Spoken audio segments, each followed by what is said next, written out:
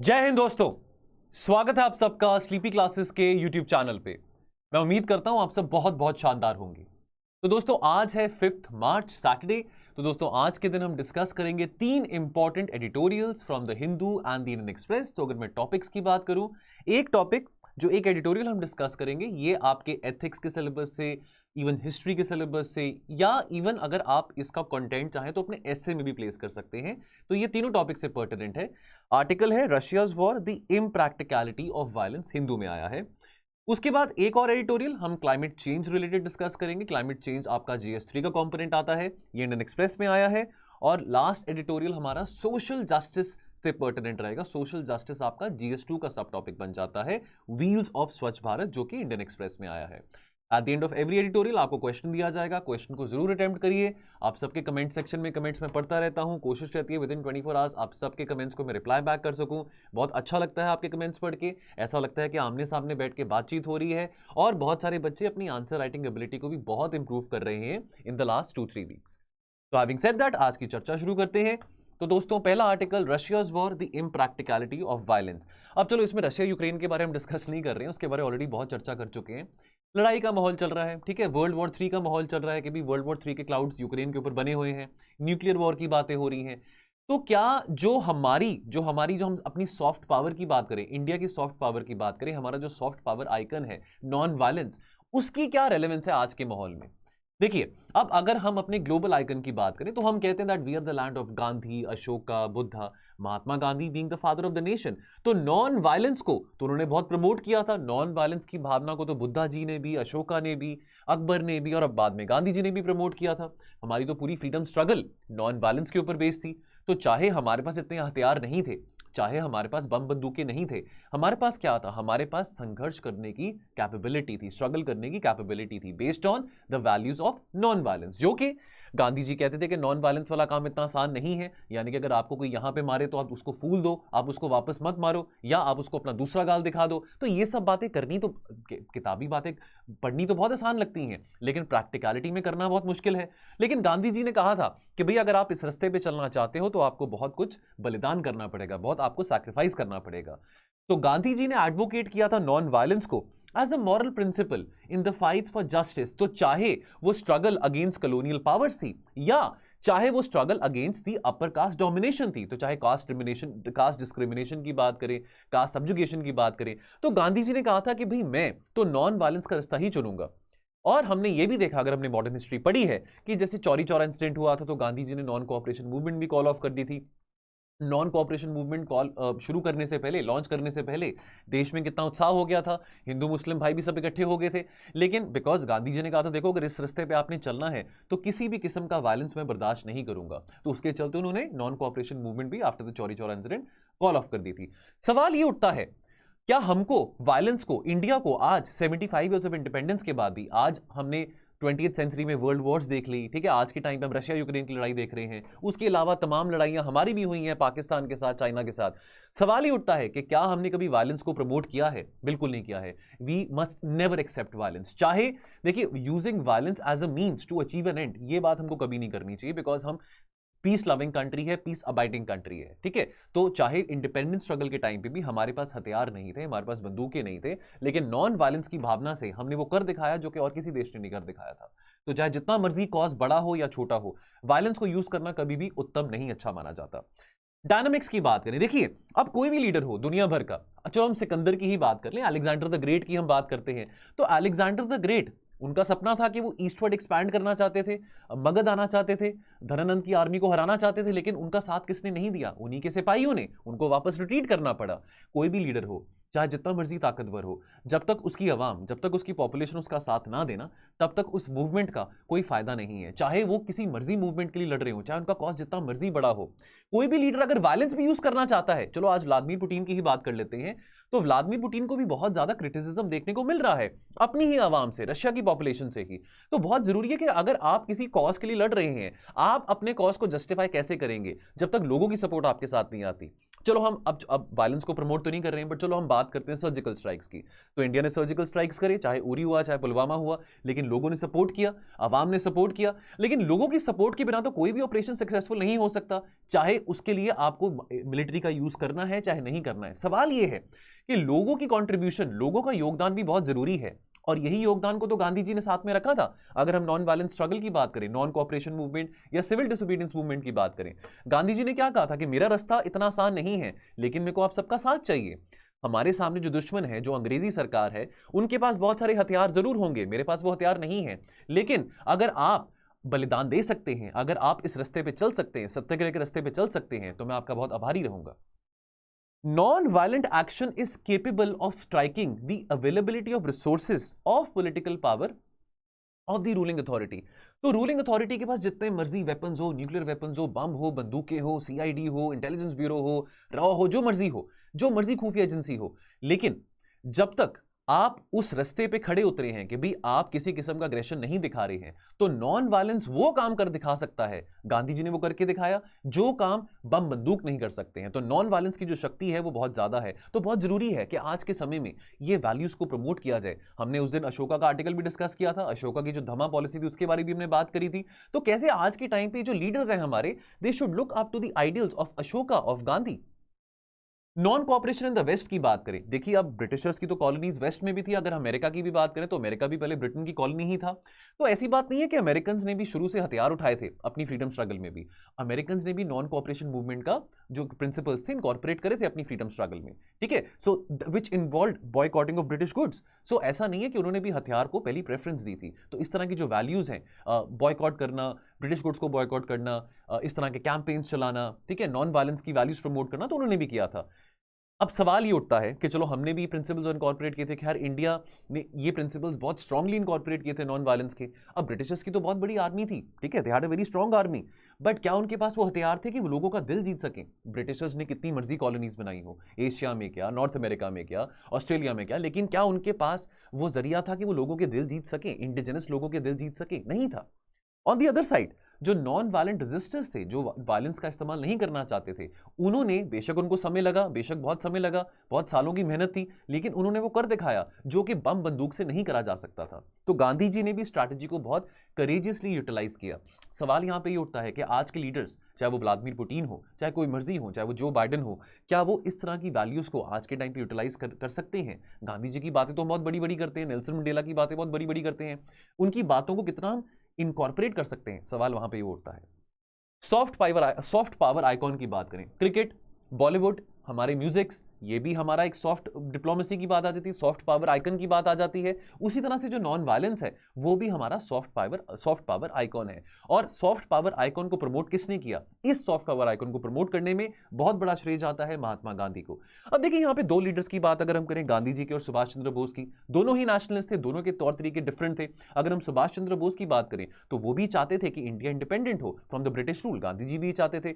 लेकिन सुभाष चंद्र बोस ने Japanese army की भी हेल्प सीख करी थी, हिटलर को भी मिलने गए थे, उनके मीन्स डिफरेंट थे, गांधी जी की मीन्स डिफरेंट थे। किसी की आइडियोलॉजी में डिफरेंस हो सकता है। नेहरू की ideology might be different from Subhash Chandra Bose ideology, might be different from Mahatma Gandhi ideology, लेकिन ऑब्जेक्टिव सबका सेम था। अब ये देखिए, अब डिफरेंट इवेंट हो सकता था। अब Japanese army they lost to the allied powers. अब अगर जापानीज आर्मी विनिंग साइड पे होते तो शायद इतिहास में कुछ और होता, कुछ इतिहास के पन्नों में कुछ और देखने को मिलता, वो बात की बात है, इफ्स एंड बट्स की बात है। But the fact of the matter is कि unfortunately Subhash Chandra Bose lost the support because Japanese they lost to the allies, to the allied powers. Fortunately, अगर हम अपनी फ्रीडम स्ट्रगल की बात करें, सारे, चाहे वो लाला लाजपत राय हैं, चाहे वो बाल गंगाधर तिलक हैं, चाहे वो सुभाष चंद्र बोस हैं, चाहे वो भगत सिंह हैं, चाहे वो जवाहरलाल नेहरू हैं, इन सब के हमने नाम पढ़े हैं। लेकिन हमारी फ्रीडम स्ट्रगल में जो सबसे बड़ा हाईलाइट आता है वो कहीं ना कहीं महात्मा गांधी का ही आता है।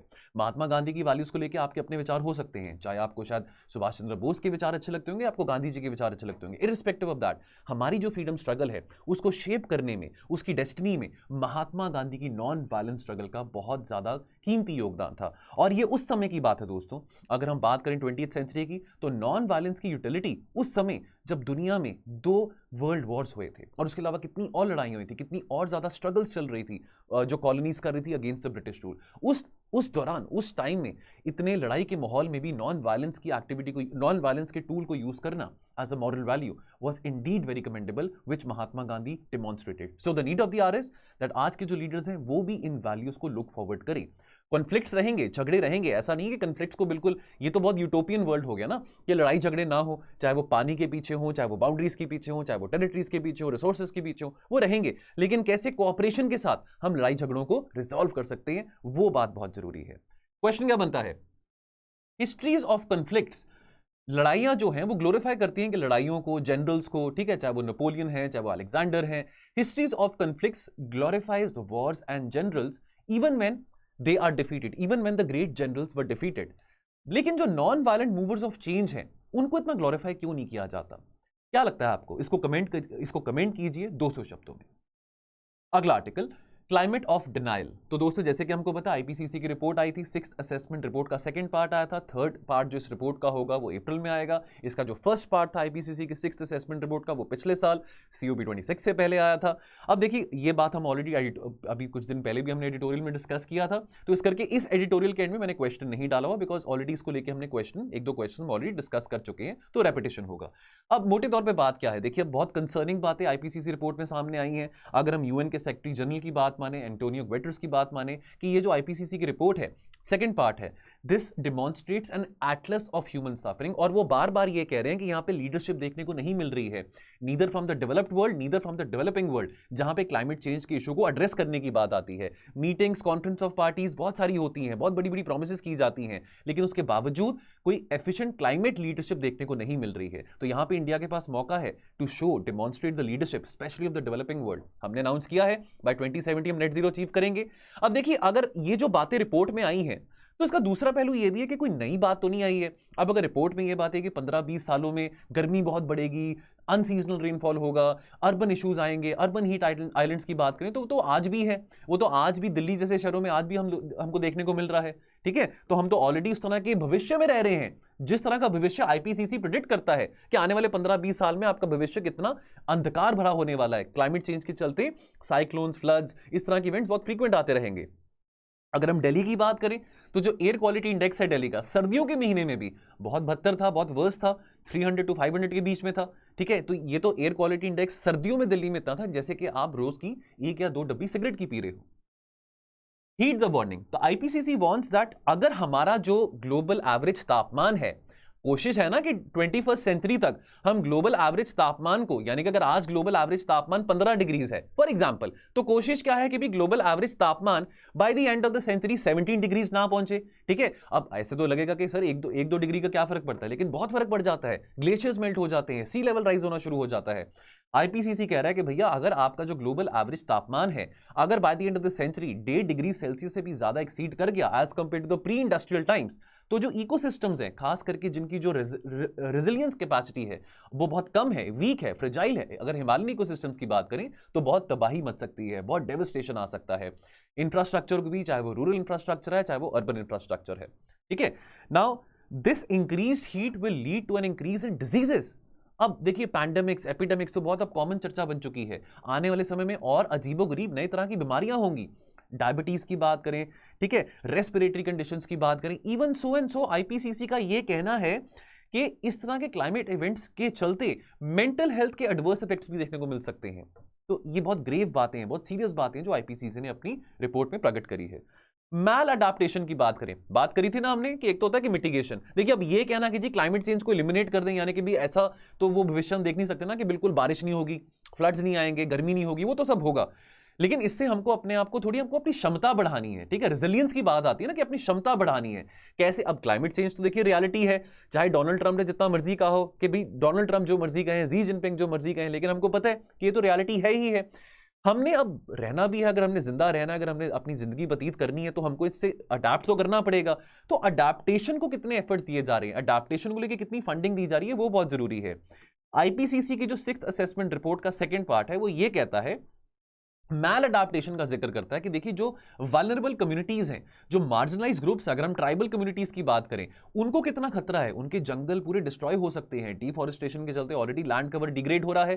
ठीक है, तो majority of the people living in India they are living as vulnerable people. कितने हमारे यहाँ पे गरीब लोग हैं, पॉवर्टी और बढ़ सकती है, हंगर की प्रॉब्लम और बढ़ सकती है, फूड इनसिक्योरिटी की प्रॉब्लम और बढ़ सकती है।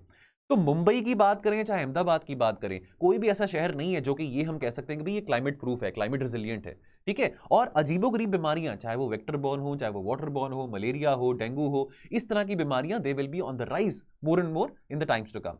इंपैक्ट ऑन एग्रीकल्चर की बात करें, देखिए अब जितनी हमारी कार्बन डाइऑक्साइड की जो मात्रा है वातावरण में जितनी बढ़ रही है, उतना ही जो हमारा वीट और राइस की जो क्वालिटी है, जो न्यूट्रिशनल क्वालिटी है, उस पर इंपैक्ट पड़ रहा है, वो डिमिनिश हो रही है। आज के टाइम पे 2022 में ये तो हमको पता है कि इंडियन एग्रीकल्चर की प्रोडक्शन की तो प्रॉब्लम नहीं रही है, लेकिन प्रोडक्टिविटी की प्रॉब्लम रही है। और हमको ये भी पता है कि इंडियन एग्रीकल्चर एक बहुत मेजर कंट्रीब्यूटर है to the rise of methane gas. अगर हम पैडी कल्टीवेशन की बात करें तो ग्रीन हाउस गैस जनरेशन में हमारी खेतीबाड़ी का भी बहुत योगदान रहता है। पर चैलेंज ये है कि कुछ पिछले 20 सालों में और आने वाले सालों में भी इस बात की चिंता जताई गई है कि जो हमारी क्रॉप यील्ड्स हैं वो ऑलरेडी पिछले 20-30 सालों में डिक्रीज कर रही हैं, प्रोडक्टिविटी इतनी नहीं देखने को मिल रही है। तो आने वाले समय में जो हमारी जो प्रोडक्टिविटी है वो और डिक्रीज करेगी। ना इंडिया आज के टाइम पे भी और आने वाले टाइम में भी प्रेडोमिनेटली तो एग्रेरियन रहेगा, ऑल्दो हमारा फोकस है कि अगर हम अपनी इकोनॉमी को $5 ट्रिलियन $10 ट्रिलियन इकोनॉमी बनाना चाहते हैं तो हम नॉन फार्म जॉब्स ज्यादा क्रिएट करें, लेकिन एकदम से रातों रात ये काम होगा नहीं। तो बहुत जरूरी है कि क्लाइमेट चेंज से अगर हमने लड़ना है, अडेप्टेशन की बात करें, मिटिगेशन की बात करें, क्षमता बढ़ाने की बात करें, रेजिलियंस की बात करें, तो उसके लिए खर्चा चाहिए, उसके लिए आपको पैसे स्पेंड करने पड़ेंगे, सरकार को एक्सपेंडिचर बनाना पड़ेगा, और साथ में इसके लिए पॉलिटिकल विल बहुत जरूरी है। तो इलेक्शंस का सीजन चल रहा होता है तो इस तरह की बातें नहीं की जाती। तो इस एडिटोरियल में यह भी मेंशन किया गया था कि इलेक्शंस के सीजन में, अब देखिए इलेक्शन चल रहे हैं, पंजाब हो, यूपी हो, मणिपुर हो, तो बहुत जरूरी है कि इस तरह की बातों को भी एड्रेस किया जाए। क्लाइमेट चेंज देश विदेश के फॉरेन पॉलिसी इंटरकोर्स में तो बात बन चुकी है, ठीक है, डिस्कोर्स में वो तो बात बन चुकी है जो हम डिस्कस करते हैं क्लाइमेट चेंज की, लेकिन हमारे डोमेस्टिक पॉलिटिकल सिनेरियो में इसको लेके इतनी ज्यादा बात क्यों नहीं की जाती है? सवाल यहां पे ये खड़ा होता है। तो इसका कोई क्वेश्चन मैंने नहीं डाला बिकॉज इसको लेके हमने ऑलरेडी बहुत सारे आर्टिकल्स पीछे भी डिस्कस करे थे और ऑलरेडी 2 क्वेश्चन मैंने आपको आईपीसीसी के 6 असेसमेंट रिपोर्ट रिलेटेड आपको मैंने दिए थे। So we won't be taking any question for this. अब अगला आर्टिकल जो कि लास्ट एडिटोरियल है हमारा आज का, व्हील्स ऑफ स्वच्छ भारत, उसकी हम बात करेंगे। तो दोस्तों अब यहां पे बात करी जा रही है वेस्ट पिकर्स। देखिए अब आमतौर पे ना इस तरह का माइंडसेट हमारे माइंड में होना कि जी वो कूड़ा उठाने वाला आ गया है, ये बात कहनी बहुत गलत है। कूड़ा तो हम फेंकते हैं, तो जो वेस्ट पिकर्स हैं, ठीक है, जो हमारे स्वच्छ साथी हैं, वो तो बल्कि साफ सफाई करते हैं। अगर आज हम स्वच्छ भारत मिशन की बात करते हैं, अगर आज हम ओपन डेफिकेशन फ्री एरियाज की बात करते हैं, तो बहुत ज्यादा योगदान उसमें हमारे सफाई कर्मचारियों का है। तो अगर हम बात करें इंडिया की, so India generate 65 million ton of waste and India is home to more than 40 lakh waste pickers, ठीक है। और प्रेडोमिनेंटली ये जो वेस्ट पिकर्स हैं इसमें सबसे ज्यादा औरतें हैं, वुमेन हैं। Now this army of waste pickers और सफाई साथी, सफाई कर्मचारी की बात करें, सफाई साथी की बात करें, ये बैकबोन है हमारे वेस्ट मैनेजमेंट सिस्टम की। कितनी हैजर्डस वेस्ट इनको कलेक्ट करनी पड़ती है, क्या इनको इतना इक्विपमेंट मिलता है, क्या इनको इतनी सैलरी मिलती है, क्या इनको इतना अप्रिसिएशन मिलता है, क्या हमारा जो बिहेवियरल माइंडसेट की हम बात करते हैं, चलो हम स्वच्छ भारत मिशन को लेकर हमने पिछले 8 साल में मूवीज देखी, कैंपेन्स देखे, बट कितना बड़ा योगदान हमारे वेस्ट पिकर्स का रहा था, ये बात समझनी बहुत जरूरी है। उसके बावजूद भी, इतना बड़ा कॉन्ट्रीब्यूशन होने के बावजूद भी, जो सफाई साथीज हैं, they have not found their legitimate space in India's development discourse. Now अब पैंडेमिक के चलते सरकार ने तो बहुत राहत पहुंचाई, सरकार ने बहुत तरह के मेजर्स, रिलीफ ऑपरेशंस पहुंचाए, खास करके माइग्रेंट्स को, ठीक है। इनफॉर्मल सेक्टर इकोनॉमी की बात करें, the fact of the matter is कि जो हमारे वेस्ट पिकर कम्युनिटी हैं वो भी इनफॉर्मल इकोनॉमी का ही पार्ट बनते हैं। उनके टुवर्ड्स क्या एफर्ट्स दिए गए थे, उनके टुवर्ड्स किस तरह के रिलीफ मेजर्स अनाउंस करे गए थे, ये बात सोचने की है, ठीक है। बिकॉज देखिए वेस्ट पिकिंग वाला काम तो पैंडेमिक के टाइम भी चल रहा था, कितना हैजर्डस वेस्ट था। देखिए जब फर्स्ट वेव था, सेकंड वेव था, बेशक लॉकडाउन हो, लेकिन उसके बावजूद भी जो सफाई कर्मचारी हैं तो फिर भी डिलीजेंटली साफ सफाई को ध्यान रख रहे थे। पैंडेमिक के चलते तो खास करके साफ सफाई को, सैनिटेशन को और ज्यादा महत्वता दी गई थी, ठीक है। तो बहुत जरूरी है कि अगर ये इनफॉर्मल सेक्टर इकोनॉमी में भी आते हैं तो कैसे इनका भी, अगर हम सोशल सेफ्टी बेनिफिट्स की बात करें, कैसे इनके टुवर्ड्स भी एफिशिएंट सोशल सेफ्टी बेनिफिट्स बनाए जा सकते हैं। तो यहां पे ना यूएनडीपी का एक प्लास्टिक वेस्ट मैनेजमेंट प्रोग्राम है, तो यहां पे बात की जा रही है यूएनडीपी इंडिया का जो यूनिट है that works with the safai saathis through the plastic waste management programme. तो 2018 में एक सर्वे किया गया था, ठीक है, that was the large scale analysis of the socio economic conditions of the सफाई कर्मचारी। अब इस सर्वे में 9000 वर्कर्स को लिया गया था, ठीक है, अक्रॉस 14 इंडियन सिटीज। इस सर्वे की जो फाइंडिंग्स थी वो क्या थी? 70% से ज्यादा जो लोग थे इन 9,000 लोगों में से, 9,000 सफाई साथियों में से, ये सोशली बैकवर्ड ग्रुप में से थे। 60% से ज्यादा जो थे उनके पास फॉर्मल एजुकेशन नहीं थी, और 20% से ज्यादा जो लोग थे इनमें से, उनके पास कोई बैंक अकाउंट नहीं था। जो जनधन योजना की हम बात करते हैं, फाइनेंशियल इंक्लूजन की बात करते हैं, तो ये प्रोविजन उनके पास नहीं थी। तो ये कुछ चिंता की बातें हैं। अब बहुत जरूरी है कि जो हमारे सफाई कर्मचारी हैं, ठीक है, कैसे वो भी सोशल सेफ्टी नेट में आ सके, कैसे उनके टुवर्ड्स भी सरकार सोशल वेलफेयर स्कीम्स बना सके। तो यहां पे अगर हम ई श्रम इनिशिएटिव की बात करें, जिस पोर्टल पे सरकार की कोशिश है कि इनफॉर्मल वर्कर्स को, देखिए इनफॉर्मल इकोनॉमी के ऊपर बहुत एम्फेसिस किया गया, खास करके माइग्रेंट क्राइसिस के बाद, पोस्ट द पैंडेमिक, कितना ज्यादा इस बात को सीरियस मुद्दा लिया गया था कि इनफॉर्मल जो हमारे वर्कर्स हैं, जो कि बहुत कंट्रीब्यूट करते हैं, 90% ऑफ द इकोनॉमी अगर हम बात करें, तो वो इनफॉर्मल वर्कर्स की कंट्रीब्यूशन के द्वारा है। तो कितना जरूरी है कि उनके टुवर्ड्स भी सोशल सिक्योरिटी बेनिफिट्स पहुंचाए जा सके। नाउ अब इसमें हमारे जो सफाई कर्मचारी हैं, हमने अभी बात करी ना कि 40 लाख से ज्यादा लोग हमारे देश में वेस्ट पिकर्स हैं, तो बहुत जरूरी है कि उनको भी हम सोशल सिक्योरिटी बेनिफिट में लेके आ सकें। तो इंपॉर्टेंट स्टार्टिंग पॉइंट कहां से रहेगा? Registration of the safai saathis by the urban local bodies. उनको आईडी कार्ड्स प्रोवाइड किए जाए, उनको आधार एनरोलमेंट की जाए, which will recognise them as municipal workers, और इंश्योर करना चाहिए उनको मिनिमम पे, उनको जो भी एडिक्वेट इक्विपमेंट है जो भी उनको प्रोवाइड करना चाहिए, because they deal in very hazardous waste, बहुत biomedical waste, hazardous waste, chemical waste, इस तरह का उनको वेस्ट उठाना पड़ता है, तो उनको एडिक्वेट इक्विपमेंट देना चाहिए इस तरह के वेस्ट को उठाने के लिए, प्रोसेस करने के लिए। ठीक है, वेस्ट पिकर्स कोऑपरेटिव्स होना भी बहुत जरूरी है। वो जो सफाई साथीज के जो वेलफेयर स्कीम्स हैं, जो उनके बार्गेनिंग पावर है, उनको ज्यादा बढ़ा सकते हैं। ठीक है, अगर उनको ज्यादा सैलरीज चाहिए तो इस तरह के कोऑपरेटिव्स बनेंगे, इस तरह के यूनियंस बनेंगे, तो वो ज्यादा सैलरीज के लिए भी बार्गेन कर सकते हैं। ठीक है, बहुत जरूरी है कि अगर इन लोगों तक सोशल सिक्योरिटी बेनिफिट्स पहुंचने हैं, तो ये जो पेपर वर्क की जो बीच में जो ऑब्स्टिकल आ जाती है, वो कम से कम हो सके। बहुत जरूरी है कि अवेयरनेस बढ़ाई जा सके सफाई साथीज को, ताकि जिन सोशल सिक्योरिटी बेनिफिट्स की इंटाइटलमेंट उनको बनती है वो उनको मिल सके, और उस सोशल सिक्योरिटी बेनिफिट्स की जो अवेयरनेस है वो भी उन तक पहुंच सके। क्वेश्चन क्या बनता है? लिस्ट की findings from India's first large-scale analysis of the socio-economic conditions of Safai Sathis, suggest measures which can strengthen the social safety net of the waste pickers। तो इसको आप 250 शब्दों में इसका आंसर लिखिए। तो दोस्तों ये थे आज के 3 एडिटोरियल्स। तो दोस्तों आज के लिए इतना ही। आप कमेंट करते रहिए। ओवर द वीकेंड मैं आप सबके आंसर्स को रिवर्ट बैक करता रहूंगा, रिव्यू करता रहूंगा। कोशिश रहती है कि एक एक आप सबके कमेंट्स को मैं इंडिविजुअली फीडबैक दूं, कमेंट करूं। तो दोस्तों बाकी हम मिलेंगे मंडे को। आप अपना ख्याल रखिए और पढ़ते रहिए। Thank you so much. जय हिंद।